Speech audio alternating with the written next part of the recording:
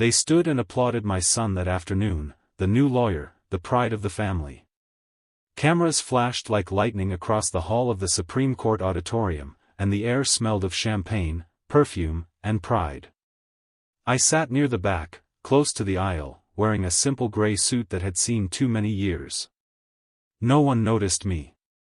I was only a shadow among the cheering crowd. When Daniel, my only son, stepped to the podium, the applause grew into a roar. His white wig gleamed beneath the lights, his robe floated proudly as he smiled into the sea of faces. I felt my chest swell. For a moment, I forgot everything, the years of silence, the rejection, the nights alone. For that brief heartbeat, I was simply a father, proud of his son. Then he began to speak. "Today," he said, voice steady and confident, "I stand here not because of wealth or privilege, but because of those who showed me what real strength is." The hall quieted. He smiled toward the front row, where his mother's relatives sat, adorned in gold and lace, with his stepfather, Chief Okoro, shining in Igbata like a king. "My gratitude goes first to my mother, who never gave up on me. And to the man who showed me what discipline and dignity truly mean, Chief Okoro, my father in every way that matters." Applause. Laughter. Cameras clicked again. My throat tightened. I forced my lips into a faint smile, though my eyes blurred. My real name was never mentioned. 30 years of fatherhood erased in a single sentence. As for others, he continued, sometimes in life, we learn from examples of what not to become. Some men teach you success, others teach you failure. And I'm grateful for both. The crowd laughed politely, not knowing, or perhaps knowing all too well, who he meant. My heart froze. Every clap, every cheer, felt like a slap against my chest. An elderly woman beside me leaned closer to whisper, "Poor old man, must be the broke father he mentioned." I looked straight ahead, blinking away the sting in my eyes. The stage lights turned his robe to gold. He looked every bit the man his mother dreamed he'd be. I had dreamed that too, only I never thought I'd become the ghost in his story. I shifted slightly on the hard wooden seat. Behind me, 2 young women murmured between giggles. "That's him, right? The one who couldn't even afford his school fees?" "Yes. I heard the stepfather paid for everything. Imagine being that useless." I gripped my knees, willing my hands not to tremble. My cane leaned against the chair beside me, the one seat no one had bothered to take. I had arrived early and still ended up at the back, as though the world itself had reserved that spot for forgotten fathers. When the applause faded, the master of ceremonies called for group photographs. Families rushed forward. Mothers wrapped their sons in hugs. Fathers puffed their chests proudly beside their children. I remained seated. No one called my name. No one looked my way. I watched as my son posed with Chief Okoro, my late wife's second husband, laughing, their hands clasped high like champions. A journalist nearby snapped photos. The caption would probably read, "A father's pride, Chief Okoro and his son, Barrister Daniel Okoro." A bitter smile tugged at my lips. My name would not appear in print. My face would not make the frame. I had become invisible in the story I began. And yet, beneath that calm mask, a storm gathered. Because while the world saw a frail old man in a worn-out suit, I knew what sat quietly in the inner pocket of my jacket, a sealed envelope, yellowed at the edges, carrying the truth I had buried for 12 long years. I adjusted the glasses on my nose and drew a slow breath. My late wife, Grace, had made me promise never to boast, never to fight pride with pride. But that day, as my son looked across the hall and avoided my eyes, I felt her voice again, echoing from the years past. "If he ever uses your silence to shame you, show him what truth looks like." Before I tell you the truth of that day, and what I kept silent for 12 years, please, hit the subscribe button and turn on the bell. It helps me share more stories like this one, stories that prove silence can hold more power than words. Now, let me take you back to where it all began, before the wigs and robes, before the shame, before the secret that would change everything. Long after the applause faded and the crowd poured into the reception hall, I remained seated in that empty auditorium. The echo of my son's words still cut through me like glass. A man who could never provide. Those 6 words buried 30 years of my sacrifices beneath a mountain of shame. I sat there quietly, clutching my cane, watching cleaners sweep confetti from the red carpet. Everyone had left, except me, and the truth sitting heavy in my pocket. That envelope. 12 years old. Cream-colored, sealed, and stamped with a crest I could never show anyone. Inside it lay what I had never spoken of, proof of a classified contract that changed my life forever, documents that bore the signature of a federal minister and the insignia of the Defense Works Bureau. That single deal had made me a silent millionaire. Not through luck, not through greed, but through brilliance and blood. Yet, no one ever knew. Not even my son. When my late wife, Grace, was dying, she looked at me one evening from her hospital bed and said, "Promise me you won't let wealth turn Daniel into another proud man of the world. Teach him humility, even if it means hiding everything you own." And so I did. I built walls of silence around the truth. While the world saw a man stripped of wealth, I quietly watched numbers grow in an offshore account, investments multiply in the background, and assets tucked away in trust. My silence wasn't weakness. It was obedience, to the last wish of the only woman who ever truly understood me. But sitting there in that empty hall, as my son's laughter echoed faintly through the doors, I began to wonder if silence had turned into my greatest sin. Maybe, in shielding him from pride, I had taught him contempt instead. I pressed the envelope flat against my chest, feeling its edges through the fabric of my jacket. Within that fragile paper lay what no one in that hall would have believed, that the man sitting alone in a cheap gray suit controlled a fortune worth over $25 million, scattered across real estate, government bonds, and private equity shares. 12 years I'd kept mute, letting others call me broke, letting my son build his pride upon my ashes. But that night, something cracked inside me. Because there comes a moment when silence stops protecting love and starts destroying it. That moment had come for me. I rose slowly from my chair, adjusted my cap, and whispered beneath my breath, "Grace, forgive me." I think it's time he knew the truth. What he didn't know was that every robe, every book, every semester fee he thought was sponsored by Chief Okoro's generosity, had been paid from a silent account bearing his mother's name. But before that truth could surface, I had to take you back, to the years when it all began. To when love, loss, and loyalty collided to make me both rich and broken. I wasn't always the quiet old man sitting alone at the back of a hall. There was a time when my name, Engr. Michael Dyke, opened doors in government offices. A time when I stood tall in steel-toe boots, supervising construction crews under the blazing Abuja sun. I built bridges, drainage systems, and lives. My company, Dyke Civil Works Limited, handled projects that politicians bragged about in campaigns. Back then, I believed my life was only beginning. I had just married Grace. Grace was a schoolteacher, humble, graceful, and wise in a way money could never buy. I used to tease her that her name defined her perfectly.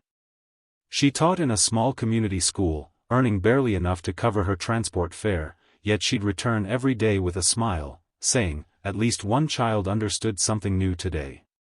Where I was driven by blueprints and figures, Grace was driven by people and purpose. Together, we built not just a house, but a home. Our evenings were quiet, radio humming softly in the background, Grace marking exercise books while I read project drafts.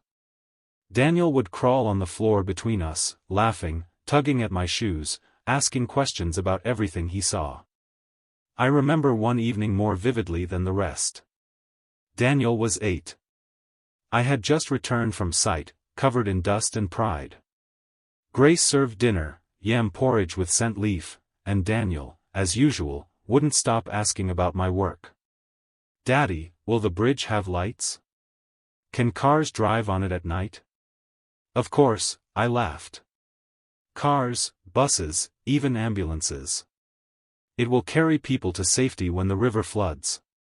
Grace smiled from the kitchen doorway. "And that's how you build more than concrete, Michael. You build hope." I never forgot those words. Life was good, until the day Grace fainted in the middle of her classroom. The diagnosis came swift and cruel: stage 3 cervical cancer.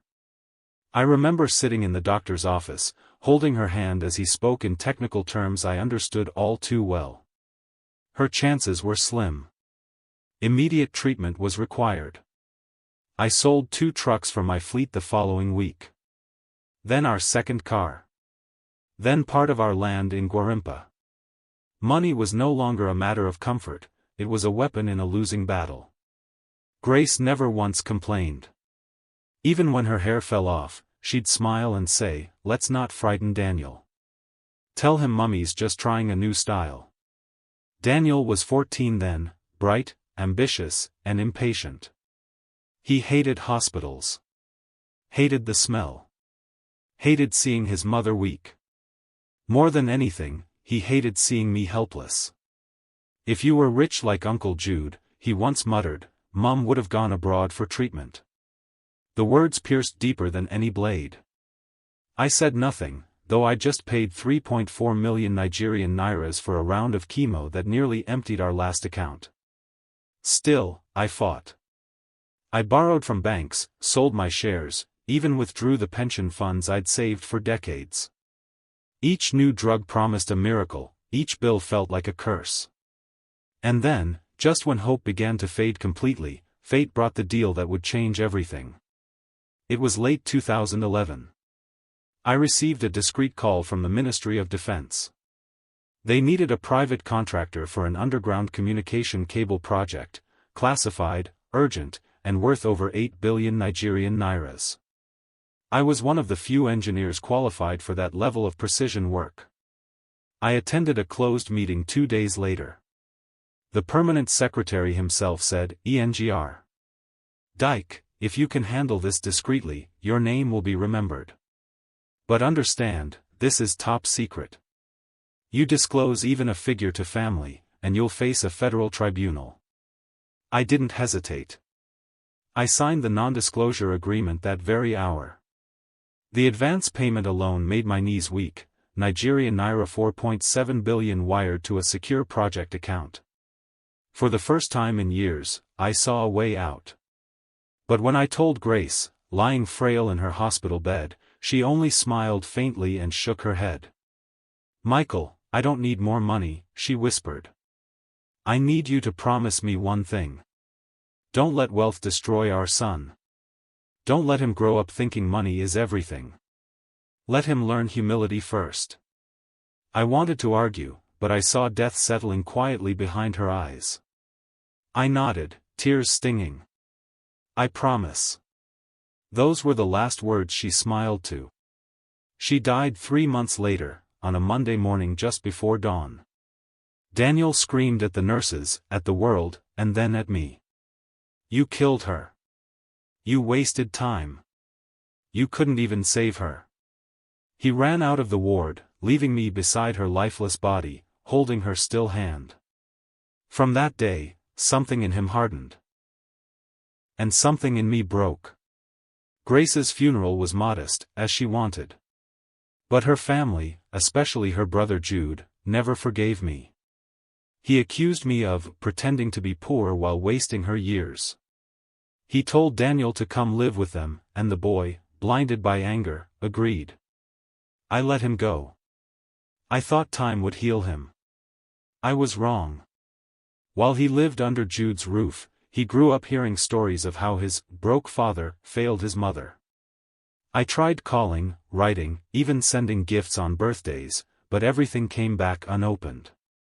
Meanwhile, my company thrived quietly under government supervision. Payments flowed steadily, but all my accounts were under restricted monitoring for national security. I couldn't flaunt, couldn't speak, couldn't even spend freely. So, I obeyed Grace's wish, and stayed silent. I downsized my lifestyle, moved into a smaller apartment in Kubwa, and bought a used Toyota Corolla. From the outside, I looked like a man barely surviving. But each month, millions accumulated quietly in sealed investment accounts. I funded scholarships under anonymous aliases, donated to hospitals under Grace's name, and built 3 boreholes in rural villages, all without revealing a thing. Through those years, my silence became my shield. My heart still hoped that someday Daniel would return, maybe ask why I vanished from his world. Then, I'd show him, not the money, but the truth. But that day never came. Instead, I would later learn that he called another man father. The same man who had once mocked me for driving a decade-old car. It's strange how life folds back on itself, how the promises you make in love can become the very chains that bind you in pain. I had kept Grace's wish. I had stayed humble. But as I watched Daniel's name announced at the call to bar, my chest ached with a different truth. In protecting him from pride, I had made him blind to love. And that blindness would soon tear everything apart. The day I signed that contract marked the end of my old life and the beginning of a silence that would last over a decade. It was a Tuesday morning in March 2012 when 2 black SUVs pulled up in front of my office. Inside were 3 officials from the Ministry of Defense. They came with a sealed envelope bearing the national crest. I remember the weight of it, the crispness of the paper, the heaviness of the ink on the signature page. I knew instantly that what I was about to hold was not just a contract, it was a secret that would chain my tongue for years. The project was codenamed Operation Deep Wire, an underground communication system meant for military intelligence. The contract value, 9.6 billion Nigerian nairas, with half paid up front to a controlled account under my company's name, and strict confidentiality clauses that forbade disclosure to anyone, including family. Any leak, they said, would be considered a breach of national security, punishable by imprisonment. It was the biggest contract of my life. Yet, it felt like the loneliest.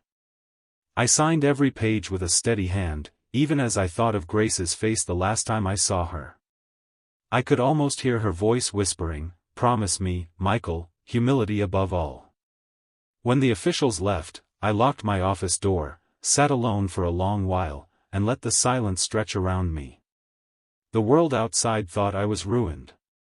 Grace's death had left me in shambles. My company's operations were quiet. My own son refused to take my calls. So, I embraced their assumptions. I let them believe I was finished. What they never knew was that every morning, before sunrise, I was coordinating some of the most sensitive engineering operations in the country. My staff signed secrecy oaths, my contractors used coded correspondence, and all payments came through special accounts hidden under government monitoring. For 5 years, I worked like a ghost, leading a billion-naira project without appearing in public once. My face was erased from newspaper clippings. I lived like a man the world had forgotten, yet I was richer than I had ever dreamed. But wealth feels hollow when there's no one left to share it with. Daniel never reached out. Through mutual acquaintances, I heard he was studying law on scholarship. He had moved fully into his Uncle Jude's house in Ikoyi, where life was polished, comfortable, and far removed from the man who raised him. Still, I watched from the shadows. Quietly. I made sure every semester fee was paid on time. I donated anonymously to the scholarship fund that carried him through law school. I even paid his rent 1 year through a trust company under another name. Each transaction hurt and healed me at the same time. I wanted to see him succeed, but I wanted him to learn humility before he saw what I had become. My silence became my disguise. My wealth, a weapon kept under lock and key. And then, midway through the project, a letter arrived from the ministry. It stated that upon completion, all operations and earnings tied to the contract would remain classified for 12 years. Until then, no public declaration of assets or wealth could be made by any contractor involved. That letter sealed my fate. For 12 years, I could not speak of the money, the property, or the success. If I broke that clause, I risked not just prison, but losing every kobo I had earned. So, I folded my pride neatly and buried it beneath obedience. I sold off what little remained of my public life, my last SUV, my company's billboard, even the office signboard. Then, I moved into a modest one-bedroom apartment in Lugby. My neighbors thought I was a retired civil servant barely surviving on pension. But at night, when I opened my laptop, I'd see numbers that could buy empires. By 2015, I had quietly invested in land across Lagos and Abuja, registered under Grace's name to honor her memory. The total value exceeded $25 million. Yet, I ate bread and sardines for dinner most nights, wearing the same 2 shirts on rotation. There were nights I sat alone with Grace's framed picture and whispered, "You asked me to teach him humility, my love. But how do you teach humility to a boy who won't even look your way?" I longed to call Daniel, to show him I wasn't the failure he believed.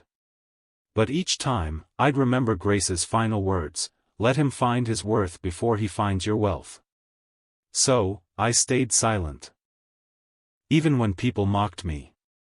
Even when former colleagues crossed the street to avoid greeting the fallen engineer. Even when Daniel posted photos online with his stepfather, captioned, "The man who made me who I am." I stayed silent. And when my neighbors in Lugby gathered to gossip, one of them saying, "That old man, I heard his company went bankrupt," I'd simply smile and sip my tea. But I never forgot what I carried, the secret that pulsed beneath the surface like buried fire. The world saw a poor, forgotten man. My son saw a disgrace. But the truth was, beneath that silence, I was guarding power far greater than money, the power to change every perception the day I chose to speak.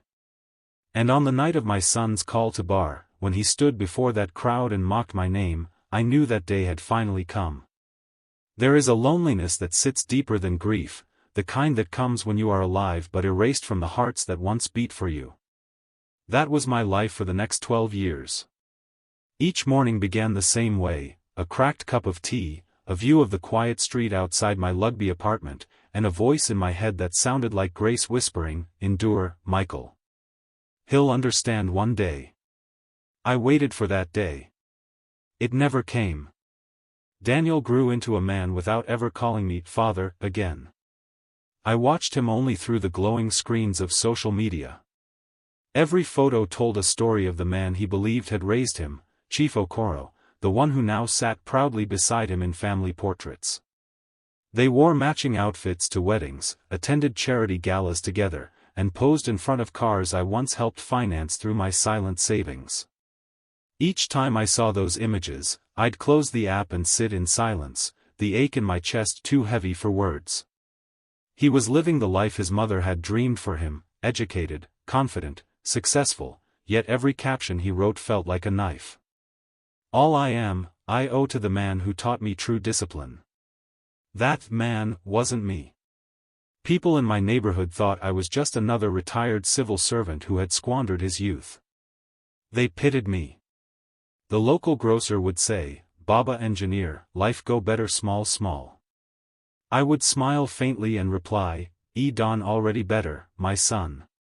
They thought I was being ironic. Only I knew I was speaking truth. Because every month, quietly, the ministry wired installments into the offshore trust I'd set up before Grace died. My investments multiplied. I bought 2 small estates under shell companies and registered them under Grace's foundation name. By the time Daniel graduated from law school, the total worth of my holdings had crossed $25 million. Yet, not once did I use that wealth to buy comfort. I kept my promise. I drove my 2008 Corolla, wore my old suits, and ate simple meals. I wanted no luxury that might betray the secret. Every naira I spent was deliberate, every appearance calculated to maintain the illusion of struggle. And while I lived like that, I helped Daniel, anonymously. When he gained admission to study abroad for a legal exchange program, a mysterious grant appeared in his university account. It paid his fees, his accommodation, and even his flights.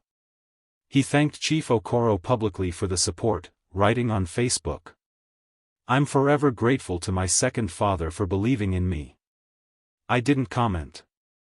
I simply smiled and bookmarked the post. Another time, when he was struggling to rent an apartment during his internship year, I sent 3.5 million Nigerian nairas through a trusted intermediary under the guise of a corporate donation. A week later, he posted photos of his new apartment with the caption, "Hard work pays." Yes, it did, just not in the way he imagined. For years, I lived in this strange duality, a man forgotten in public but powerful in secret. Each insult, each whisper of "broke man," became another layer of armor.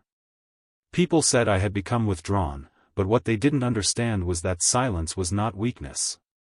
It was patience, a waiting storm. Still, there were nights when the storm inside me nearly broke. One evening, I attended a funeral in Abuja and accidentally ran into Daniel and Chief Okoro. They were surrounded by guests, chatting with politicians. I stood a few feet away, invisible in my plain black suit. When Daniel's eyes met mine, recognition flickered for only a second, then he looked away, pretending not to see me. It was a small thing, but it hit harder than a slap. Later that night, I sat alone on my balcony, looking at the city lights. For the first time, I whispered, "Grace, did we make the right choice? Did humility teach him honor, or did it teach him shame?" The wind was silent. Months rolled into years. Daniel was called to the Nigerian law school in Lagos. I watched from afar again, sending funds anonymously for his accommodation and study materials. When he passed his final exams, I cried alone, tears of pride mixed with regret. I wanted to be there to hug him, to say, "Well done, my son." But I stayed away. Because I knew that if I appeared, dressed in my modest clothes, the world would see only a poor old man who didn't belong in that bright circle of suits and silk ties. And so, I continued my quiet life, keeping every record of support, every anonymous transfer, every proof of love. I documented everything carefully, not for revenge, but for truth. Because deep inside, I knew that one day, I might have to defend not my wealth, but my integrity. That day came sooner than I expected. In 2021, Daniel got engaged. I saw the photos online, a lavish introduction ceremony with the Okoro family taking center stage. The caption read, "My father, Chief Okoro, giving me his blessing." I felt a chill down my spine. That was when I realized my silence had turned from protection into erasure. The world no longer saw me as his father, even he didn't. I had become a stranger in the story of my own bloodline. When the invitation for the call to bar ceremony finally arrived, delivered through an old friend instead of my son, I knew it wasn't an act of respect. It was pity. A formality to avoid public criticism. I looked at the card for a long time. The name printed in bold across the gold letters read, Daniel Okoro, ESQ. Not Dyke. I stared at it for hours, my hands trembling. Then I made my decision. I would attend. Not to reclaim attention, not to embarrass anyone, but to keep my final promise to Grace, to reveal the truth if Daniel ever used my name to feed his pride. For 12 years, I had watched in silence while others rewrote my story. Now, the time had come to write the final chapter myself. So, I opened the drawer, took out the sealed envelope that held my classified contract, and placed it in the inside pocket of my jacket. Beside it, I slipped the small voice recorder Grace had used to record bedtime stories for Daniel when he was little. Her last words were saved there, the message she left me before she died. As I zipped my suitcase for the trip to Lagos, I looked at her photo on the wall. "Grace," I whispered, "you told me to wait until he learns humility. He hasn't learned it. Maybe it's time to teach it differently." I took my cane, my old wristwatch, and a calm heart forged by 12 years of endurance. By the time I boarded that bus to Lagos, I wasn't just a father attending his son's celebration. I was a man walking into the final act of his silence, a silence that would soon echo loud enough to shake every lie ever told about me.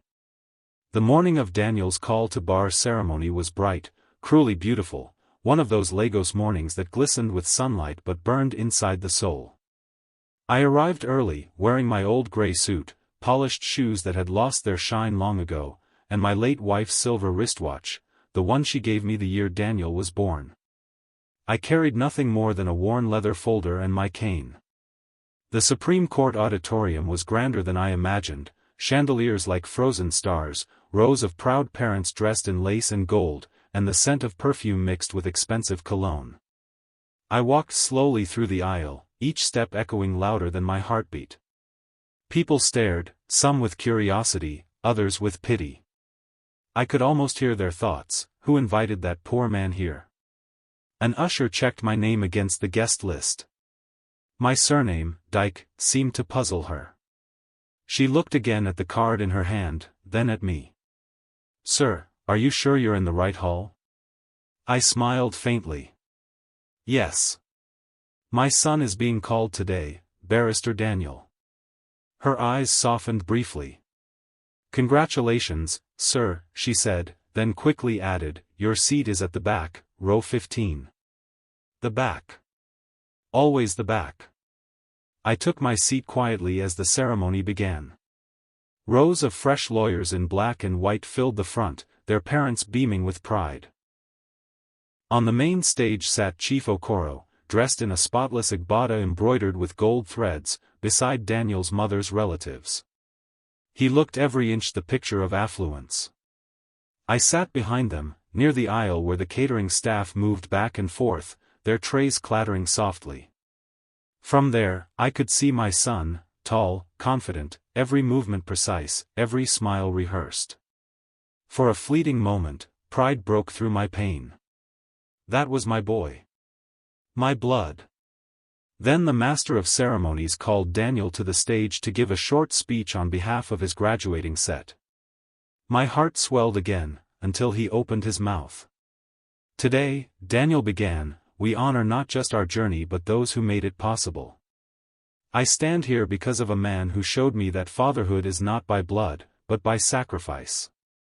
Chief Okoro, my father, my mentor, my hero, thank you." The hall erupted in applause. Cameras flashed. Laughter rippled through the rows. Daniel smiled proudly, but he wasn't done. "And to my biological father," he paused, glancing briefly toward the back where I sat, "I hope wherever you are, you've learned that being a man isn't about giving excuses. It's about providing. Maybe next life, you'll do better." The audience chuckled politely, thinking it was humor. But I felt the words like knives. My breath caught in my chest. My cane slipped from my hand and clattered on the floor, echoing across the hall. Heads turned briefly, then looked away. A woman beside me whispered to her husband, "So that's the broke one he mentioned earlier." I lowered my head. My throat tightened until I could barely swallow. 30 years of fatherhood had just been reduced to a joke. Daniel continued his speech, glowing under the lights, thanking his professors, his mentors, his family. He never looked my way again. By the time the ceremony ended, my palms were trembling. I remained seated as the crowd rose for photos. Families hugged, laughed, and clinked champagne glasses. I sat alone, my eyes fixed on the stage. When the applause faded, I slowly stood and made my way toward the reception hall. The room glimmered with crystal centerpieces, waiters serving wine, and music playing softly in the background. I found a table in the far corner, near the service door, where the kitchen scent of jollof rice mixed with cheap air freshener. As I sat, fragments of laughter reached me. "That's him," someone whispered. "The real father. The one who went broke after his wife died." "Ah, life," another replied. "At least the boy has a better father now." I clenched my jaw and stared at the untouched glass of water before me. My reflection in it looked older, smaller, weaker than I remembered. When Daniel and Chief Okoro entered the hall, the DJ announced them like royalty, "Please welcome our celebrant and his distinguished father." Applause thundered. They waved to the crowd as photographers surged forward. Chief Okoro raised a glass. "To my son, Daniel. You have made me proud. Your mother's spirit rejoices today." My heart squeezed. Grace's name did not belong in his mouth. Daniel took the microphone next. "To my father, Chief Okoro," he said again, "thank you for stepping in where others failed." The guests cheered. Some glanced toward me out of curiosity, the other, who failed. I swallowed hard, fighting the urge to walk out. But then, amid the noise, I felt a familiar voice echo inside me, soft but firm. "Michael, if he ever uses your silence to shame you, show him the truth." It was Grace's voice. I closed my eyes briefly and reached into my inner pocket. My fingers touched the envelope, the same one I'd carried for 12 years. Inside lay the proof of my life's work, my sacrifice, my love. My silence had kept peace for years, but at that moment, it had turned into a wound that bled pride and regret. I looked up at my son on stage, confident, oblivious, basking in borrowed glory. And I knew. Enough was enough. I picked up my cane and stood slowly. My legs shook, but my resolve didn't. Across the hall, the MC called for family pictures. Everyone rushed toward the stage. Daniel posed beside Chief Okoro and his mother's relatives, smiling as the cameras flashed. No one called me. Not even my name. But I walked forward anyway. Step by step. Each tap of my cane against the marble floor sounded like thunder in my ears. People turned to look. Whispered. When I reached the front, Daniel's smile faltered. His eyes widened slightly, the first time in years he'd truly looked at me. I stopped beside the stage, adjusted my jacket, and said quietly, "Daniel." He froze. The chatter in the room dulled. Chief Okoro shifted uncomfortably, his expression tightening. "I just want a moment," I said, voice low but firm. The MC hesitated, glancing at Daniel for approval. My son forced a polite smile and gestured to the microphone. "Make it brief, please." I nodded, taking the mic with trembling hands. The hall fell silent. I looked at my son, the boy who once clung to my leg, the boy whose school fees I'd paid in secret, the boy who now saw me as a ghost. My voice came out softer than I expected. "I came here today to celebrate my son," I said. "But sometimes celebration and shame can share the same stage." Murmurs rippled through the crowd. Daniel's eyes narrowed. "Dad, this isn't." "Let me finish," I said quietly. "You called me broke today. You laughed while the world clapped. But there's something you never knew."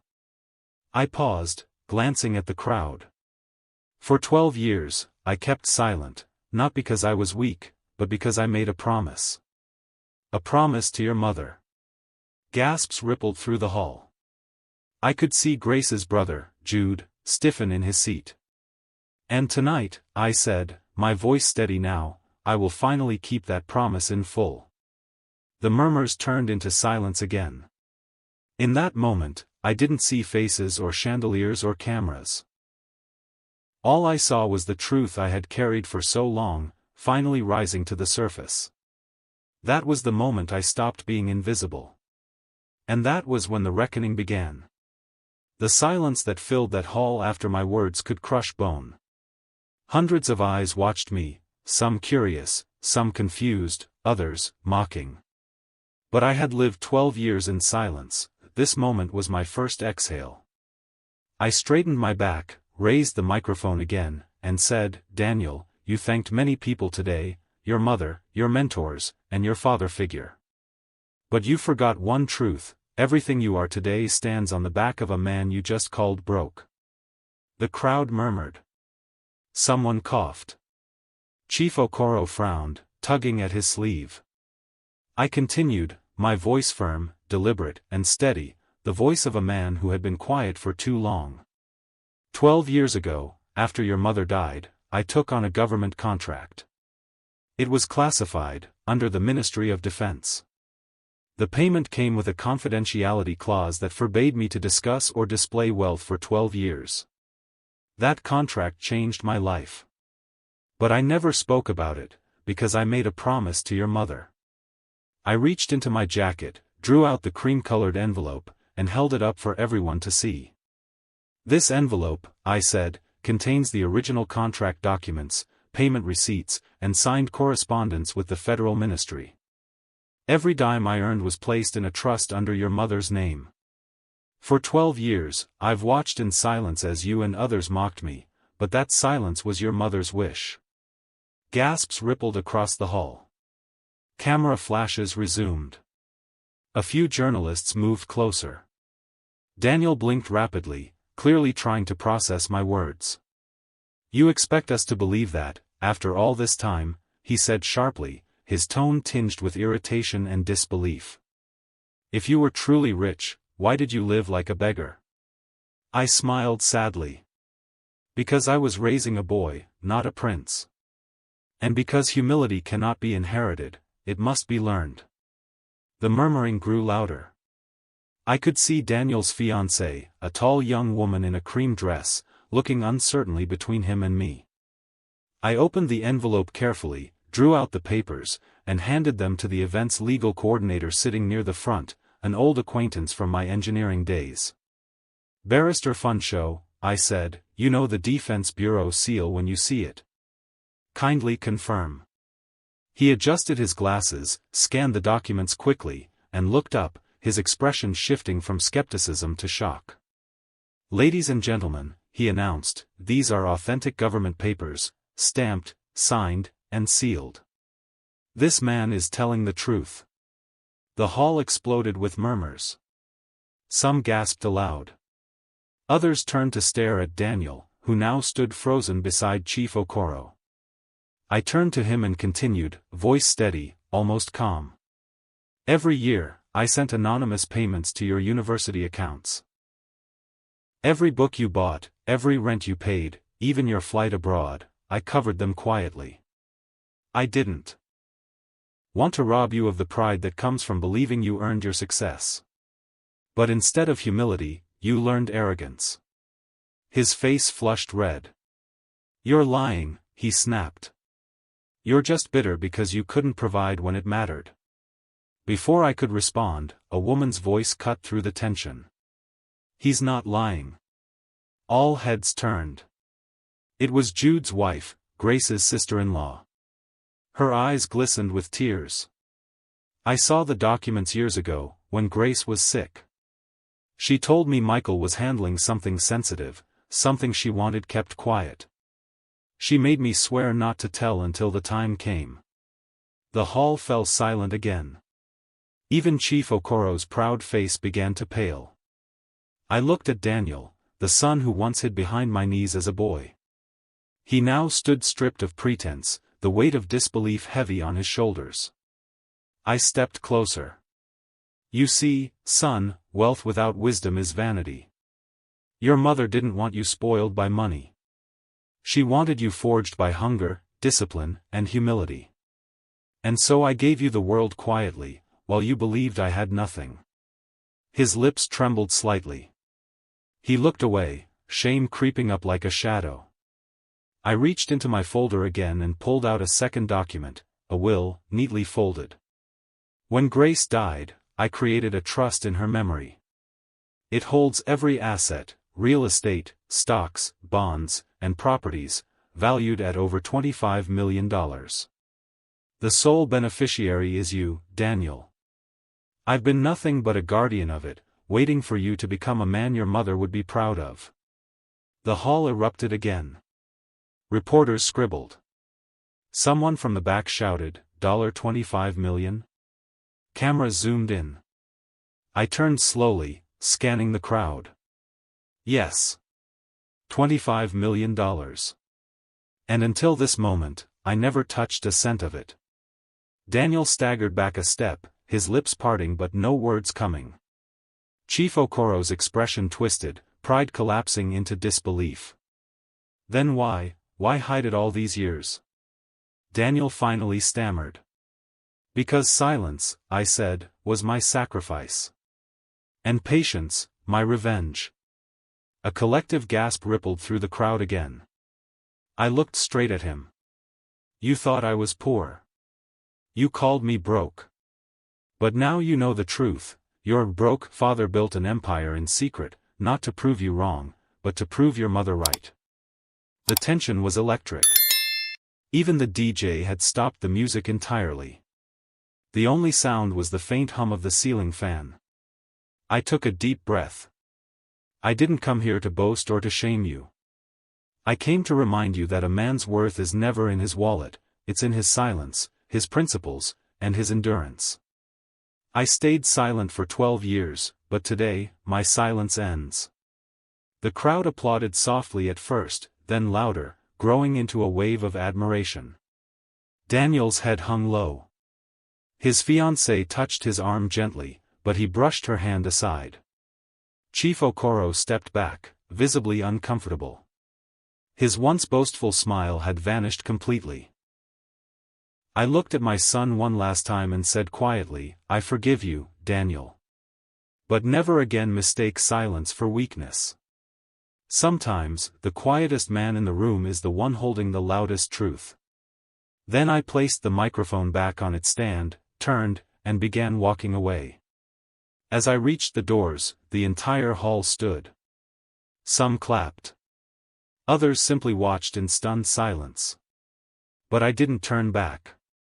For 12 years, I had carried the burden of secrecy, now, I carried peace.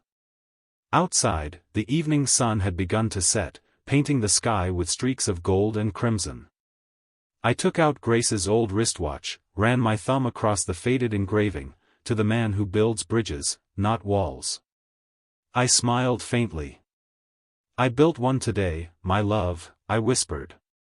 And maybe now, he'll finally cross it. I took one final look at the grand hall behind me, the place where I was shamed and vindicated in the same breath, and walked away into the evening, cane tapping softly against the pavement. Behind me, my son stood speechless in front of a crowd that had once clapped for his pride, now watching him drown in truth. I left that hall with my heart pounding like a drum in an empty cathedral. The evening air outside was cold and sharp, cutting through the layers of my old gray suit. But inside, something warm was breaking free, not pride, not joy, but relief. For 12 years I had swallowed silence like poison. Now the truth was out, and though it burned when spoken, it set me free.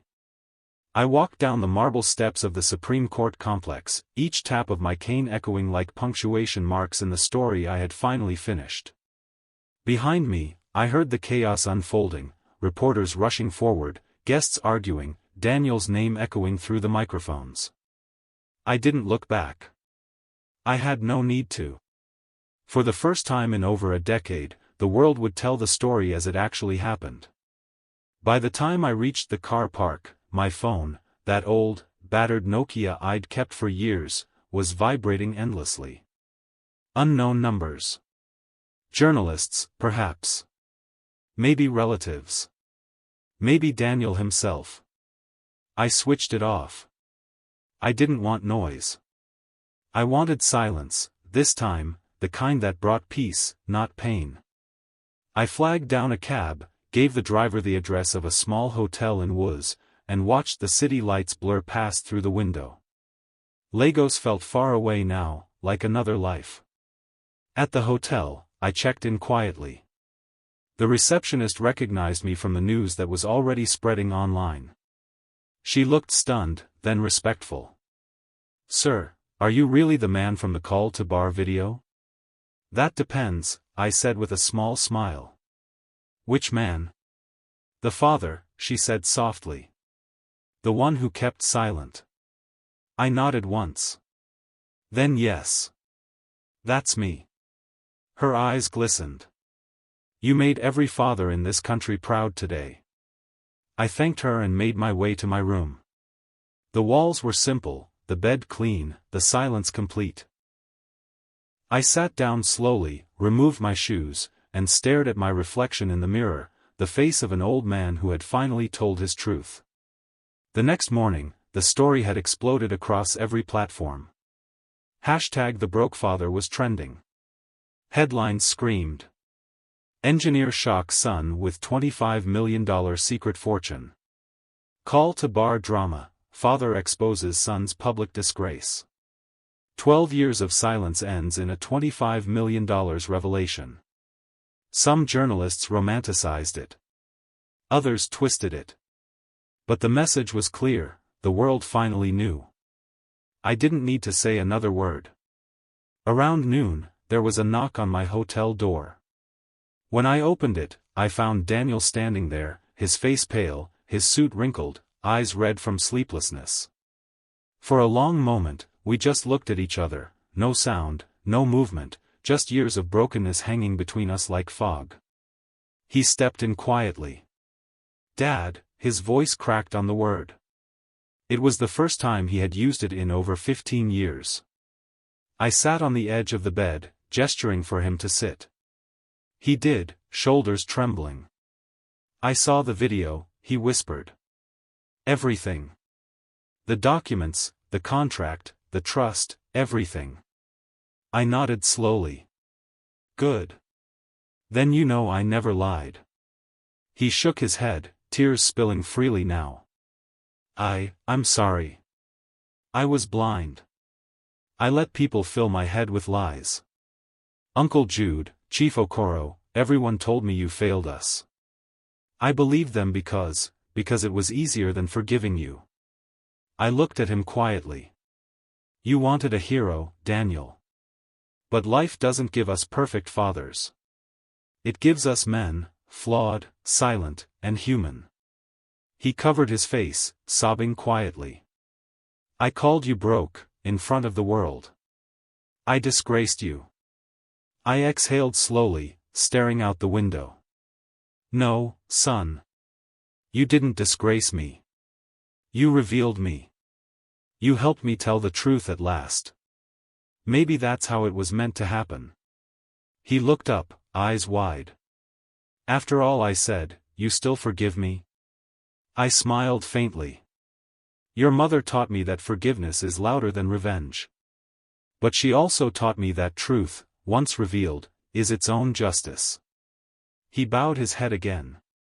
"I don't deserve anything from you. You deserve exactly what your mother wanted for you," I said softly. "Her wish wasn't for me to punish you. It was for me to prepare you. That's what I did, even if it took pain to complete the lesson." For a long time, we sat in silence, the kind that doesn't suffocate, but heals. Then, from the folder beside me, I pulled out a smaller envelope, not the old one, but a fresh one sealed that very morning. I handed it to him. "Inside is access to the trust. The estate is now legally yours. But this time, you'll manage it with your mother's foundation. Help people who remind you of where we came from, not where you thought you were going." He took it hesitantly, his hands trembling. "Why give it to me now?" I smiled, eyes moist but calm. "Because I've finally finished what your mother asked of me. My silence protected the truth until you were ready to face it. And now you are." He nodded slowly, unable to speak. 3 days later, news of the trust fund spread nationwide. Grace Dyke Foundation was reinstated under Daniel's name, dedicated to funding education for children from poor families. The same son who once mocked me for being broke now built classrooms in villages I once visited during my engineering days. The nation applauded his humility. But I stayed out of the limelight. I didn't need applause. My peace was quiet. Sometimes, when I visited the foundation site in the outskirts of Abuja, I'd see Daniel instructing volunteers, speaking softly, dressed in simple clothes. The cameras no longer followed him, he no longer sought them. One afternoon, as I prepared to leave, he came running up to me. "Dad," he said, slightly out of breath, "you remember the bridge you built in Kaduna years ago?" I nodded. "The one over River Bakori. They named it after you last week," he said, smiling. "The Michael Dyke Bridge." I chuckled softly. About time they remembered. He hesitated a moment, then hugged me, something he hadn't done since he was 14. I stood frozen for a second before my arms found their way around him. In that moment, I realized revenge wasn't always destruction. Sometimes it was revelation, showing the world the truth not to wound others, but to heal yourself. Grace had been right all along. Silence, when kept with purpose, was not weakness. It was power. That night, as I sat by my window, watching the moon spread light over the quiet city, I whispered softly to the air. "You see, Grace? Our son finally became the man we prayed for."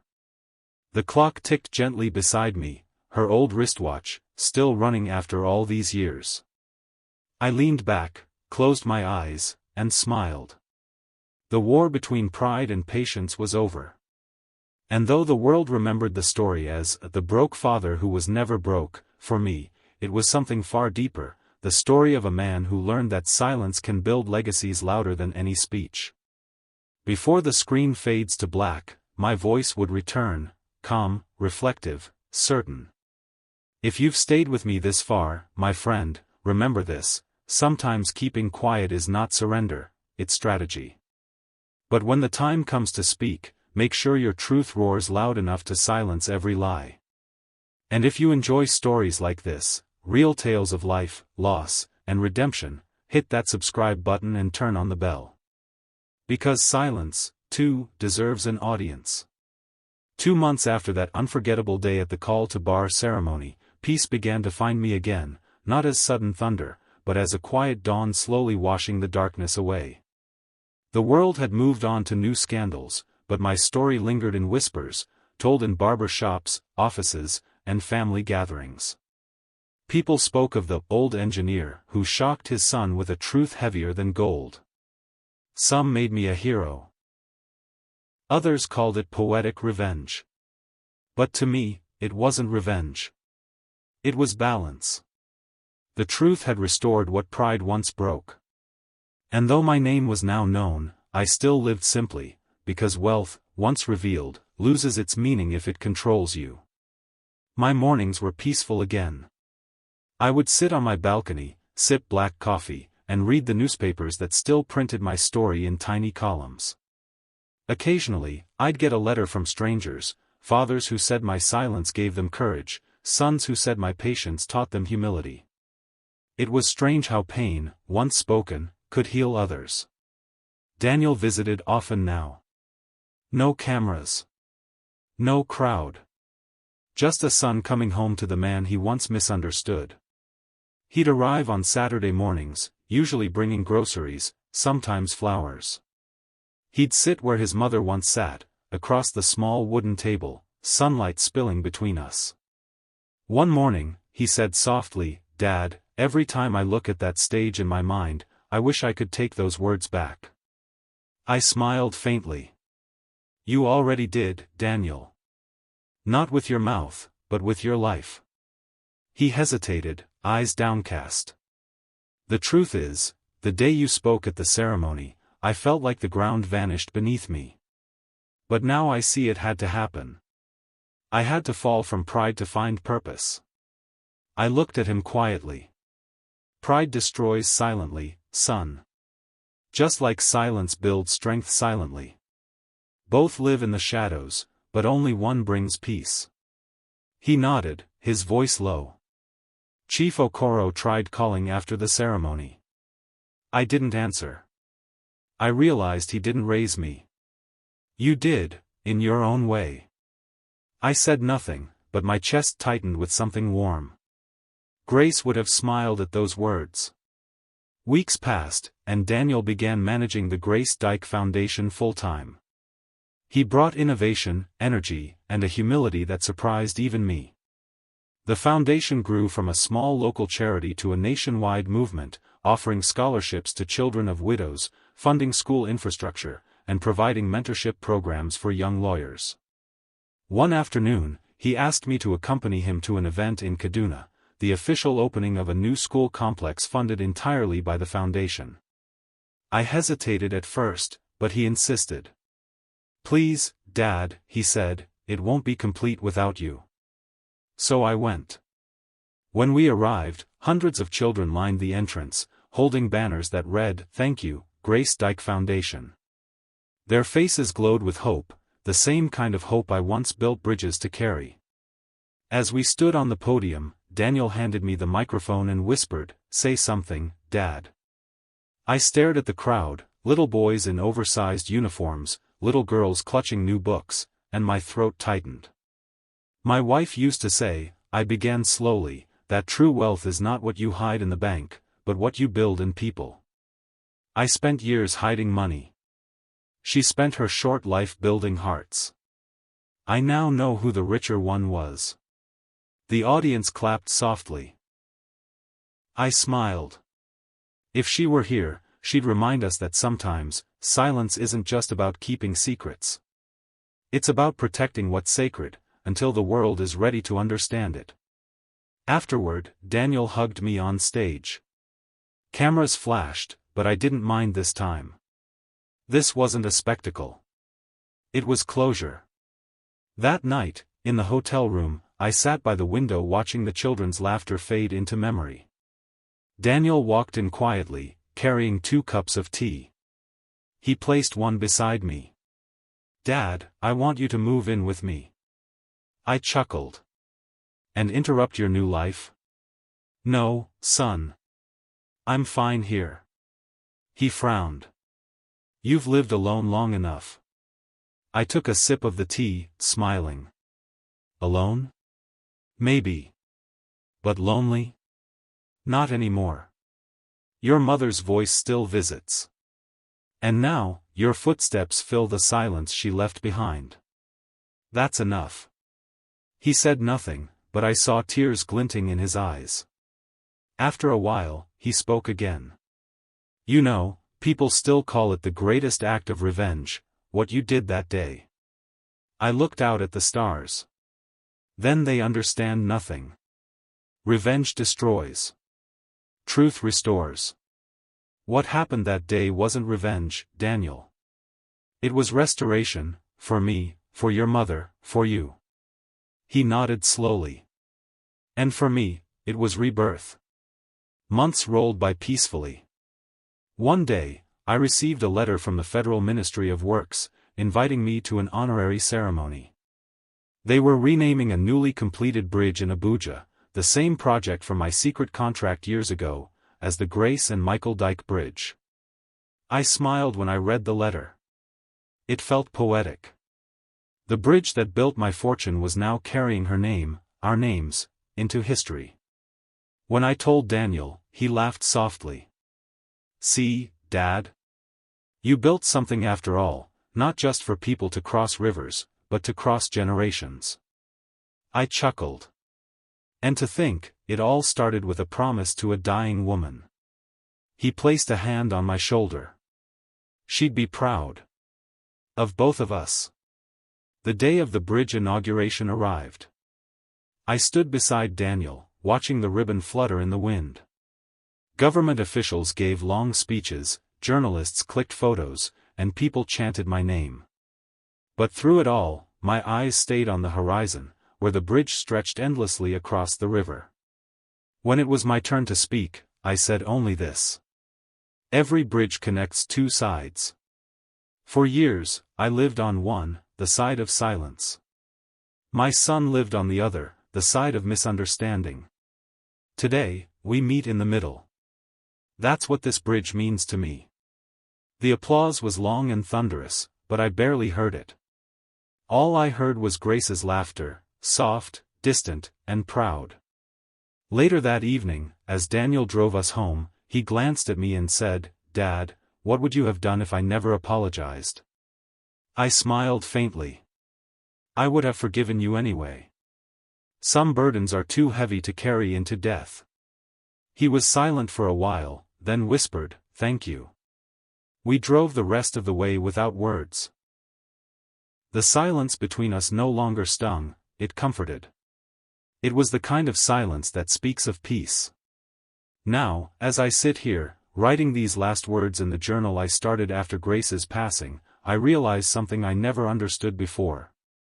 The greatest revenge is not in proving people wrong, it's in watching the truth prove itself, in its own time, in its own way. I look around my small home, the photographs of Grace, the framed newspaper clipping of that day, the certificate naming the bridge after us. Every piece tells a story not of wealth, but of patience rewarded. Sometimes I wonder what my life would have been if I had revealed my fortune earlier.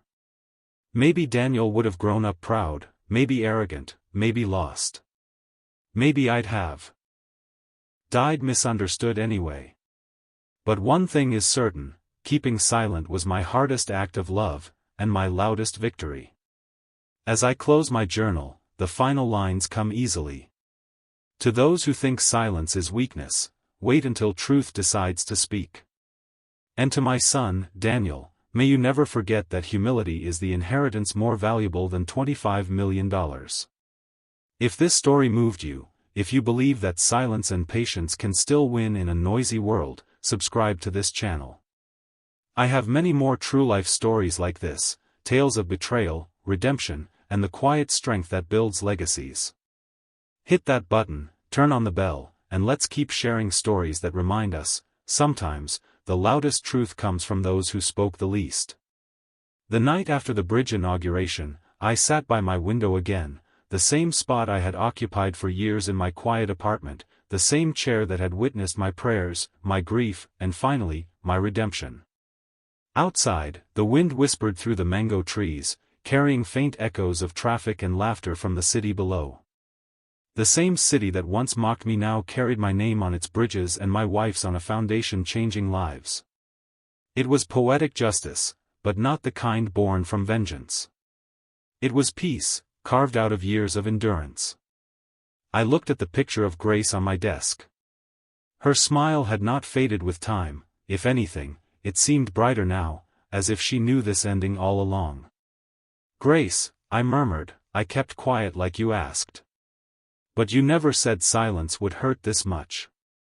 And yet, it was that same silence that became my weapon, my shield, and ultimately, my story. People often say time heals all wounds. They're wrong. Time doesn't heal, truth does.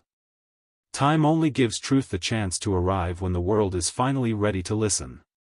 For 12 long years, I was buried under lies, not by enemies, but by the people I loved most. They didn't mean to destroy me, but ignorance is often more cruel than hatred. When Daniel called me broke before that audience, I didn't just hear an insult, I heard every echo of misunderstanding I had endured since Grace's death. Every whisper of pity. Every moment the world looked at me and saw failure. But that day, when I finally spoke, it wasn't rage that drove me. It was revelation. Because silence, when it breaks, can be louder than thunder. After the story went viral, many people reached out, reporters, strangers, even old colleagues who once avoided me. Some asked for interviews. Others wanted to make documentaries. I refused them all. Because I realized something the world might never understand: some stories lose their purity the moment they become public property. My truth wasn't for entertainment. It was for healing. Daniel understood that now. He stopped chasing applause. The foundation grew quietly, like a seed planted in fertile ground. Sometimes, when I visit, I see him teaching children about ethics and honor. He tells them, "The day I mocked my father, I mocked my own destiny."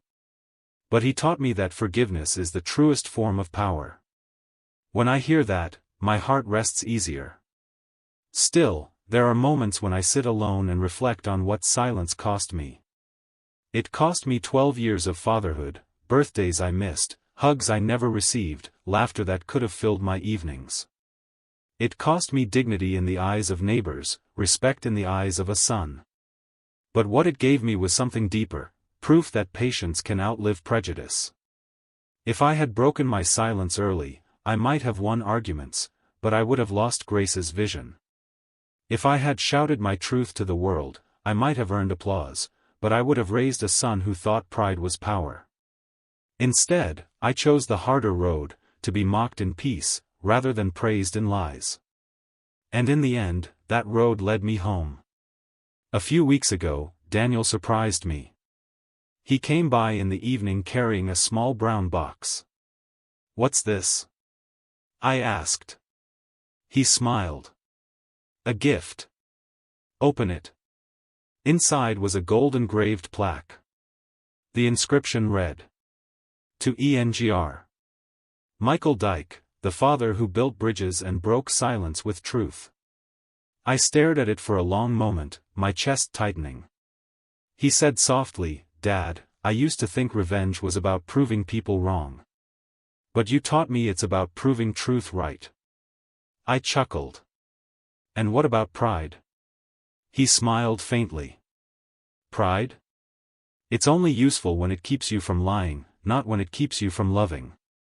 I laughed, truly laughed, for the first time in years. That night, after he left, I found myself replaying the journey in my mind. From the dust and noise of the construction sites to the sterile silence of hospital rooms. From the bitterness of loss to the calmness of redemption. Every event, every heartbreak, every humiliation, it had all led here. I finally understood why Grace had made me promise to stay quiet. She saw further than I ever could. She knew that some truths must ripen before they can be tasted. She knew that a man who reacts in anger loses his story, but a man who waits writes history. And she was right. These days, I still live simply. I still take my morning walks, still drink tea instead of coffee, still wear my old wristwatch. But something inside me has changed forever.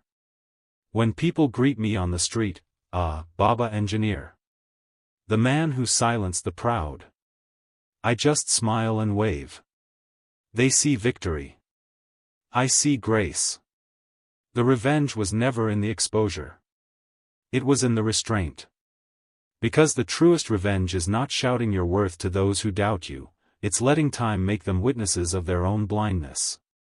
Sometimes, Daniel joins me on my balcony in the evenings. We sit quietly, watching the sunset. No words, no apologies, just two men, bound not by perfection, but by forgiveness. He once said, "Dad, do you think Mum can see us?" I smiled. "I think she never stopped." He chuckled softly. "Then she must be laughing at how long it took me to grow up." I nodded. "Maybe she is. But she's proud too. You became what she wanted, not a rich man, but a righteous one." He smiled faintly. "Thanks to the man she married." I turned to him, eyes glistening. "No, Daniel. Thanks to the woman we both loved." And we sat there, letting the silence speak again, not the silence of pain, but of peace. Now, as I put the final words of this story to rest, I realize something powerful, something that perhaps only age and scars can teach. We all carry a moment when the world misunderstands us. We all face a time when silence seems like defeat. But if your silence is rooted in truth, it will one day become your loudest victory. I have lived long enough to see that truth unfold, in my son, in our foundation, in the bridge that bears our names.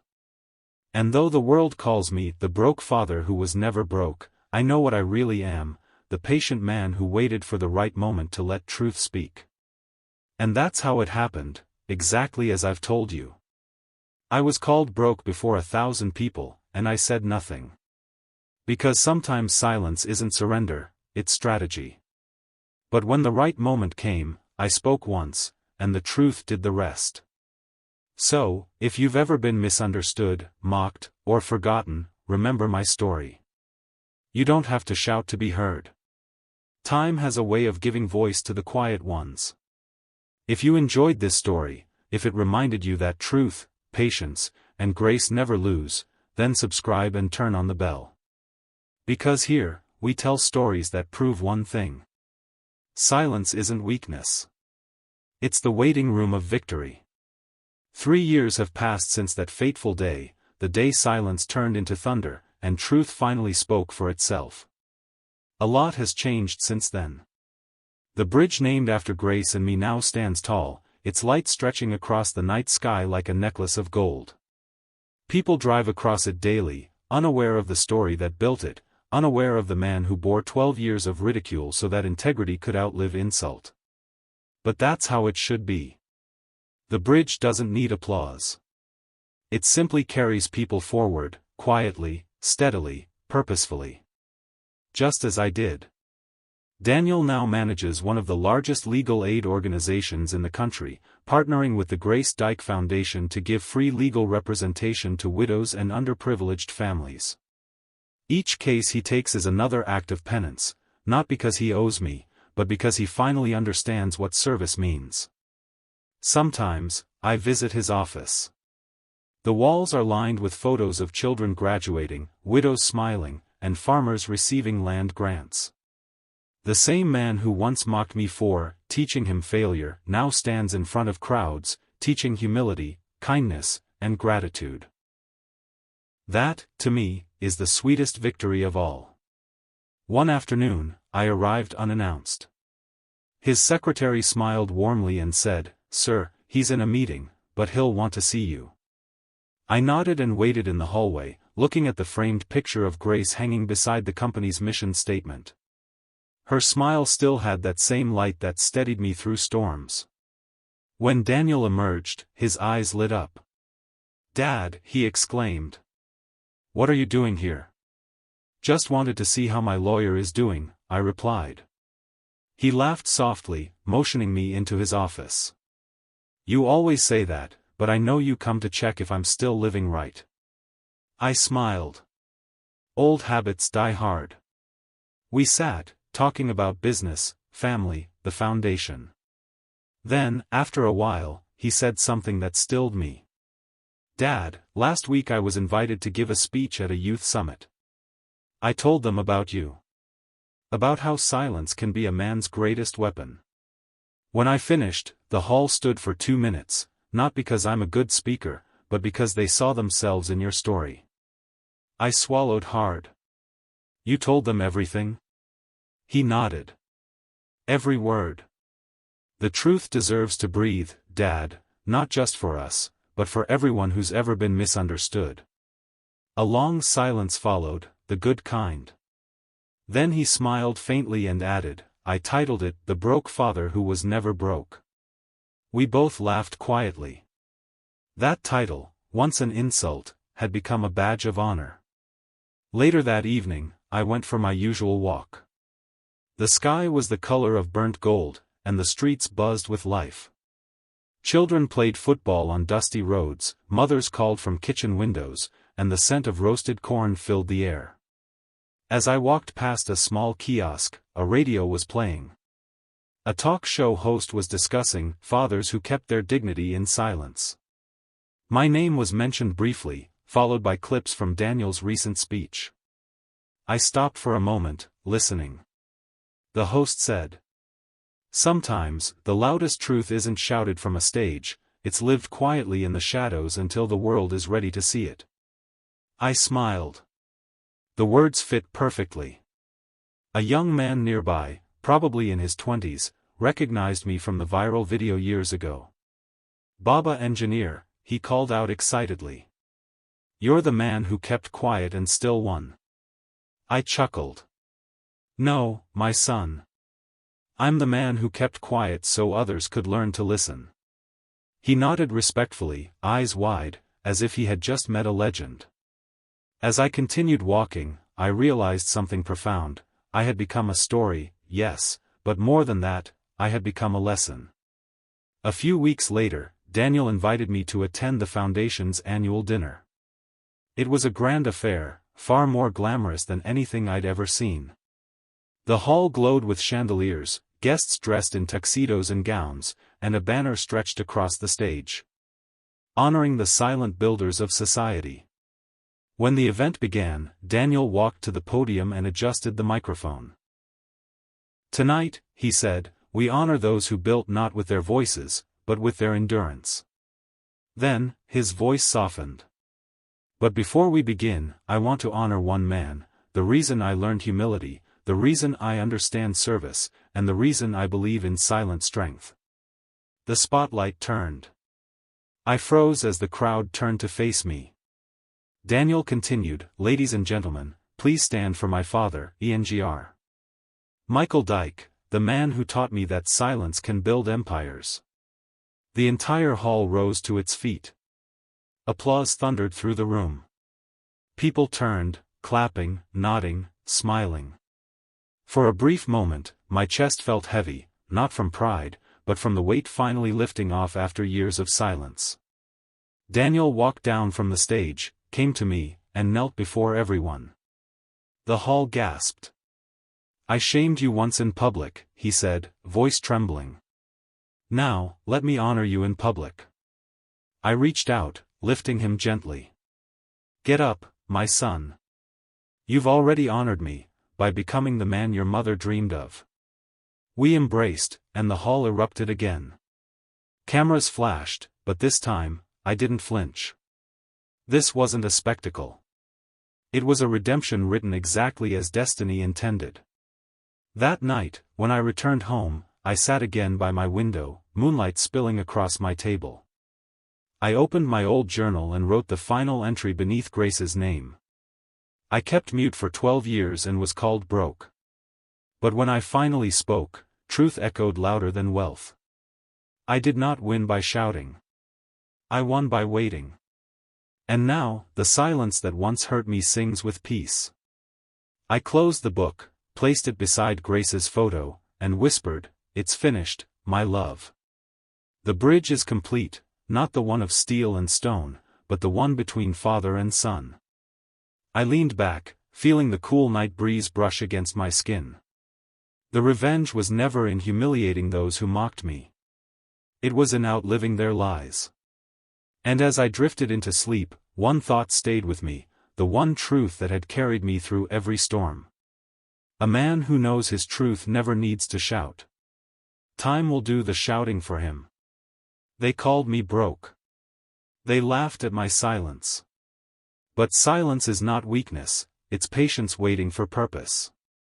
I kept mute for 12 years. I watched my son call another man father. I endured every insult. But when truth finally spoke, it didn't need anger, it needed proof. And now, I've learned that revenge is not destroying others, it's letting the truth heal what pride once broke. So if you've ever been wronged, remember me, the man who turned silence into power. The man who waited, not to hurt, but to rise. And when your own truth finally finds its voice, speak it once, clearly, calmly, and let the world adjust to its echo. If this story touched your heart, subscribe now. We share real-life inspired tales of betrayal, redemption, and silent triumph. Stories that prove patience is not weakness, and truth always wins, even if it takes time. Hit the subscribe button and the notification bell, so you don't miss the next story that will remind you, sometimes, silence is the loudest revenge.